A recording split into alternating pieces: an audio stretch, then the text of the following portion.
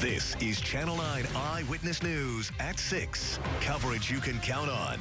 A charity in the Bahamas says $400,000 from a GoFundMe account was never delivered to the victims. Next, where they think the missing money is being held that has them now filing a lawsuit.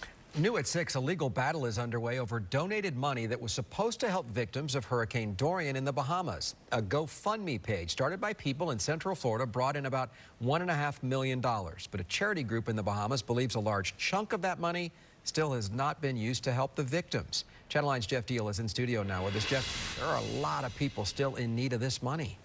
There really are, Greg. Even 6 months later, things are far from back to normal, and that's why this charity group says it needs the money to help people and has now filed a lawsuit here in Orange County to try to get it.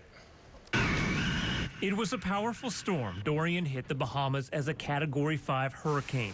People died, homes were flattened, some lost everything. It was completely devastating, and it, to this day, 6 months later, still looks as if a bomb has hit us. Gina Knowles runs the nonprofit group Head Knowles Foundation. She says they've been on the ground helping with recovery, just like they have every disaster since 2015 when she worked with Leah Head Rigby. Leah and I we helped doing Joaquin together, and then she moved to the States.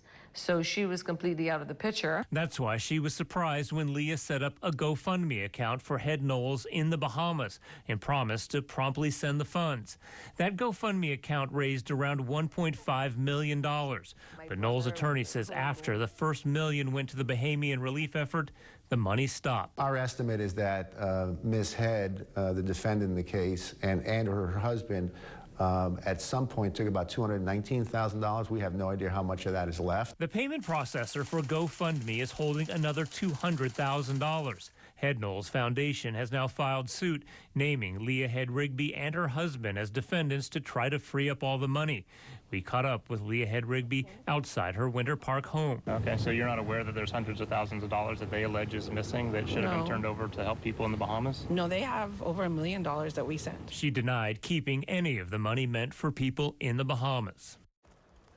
And Leah Head Rigby also said she wasn't even aware of that lawsuit that was filed here on Monday.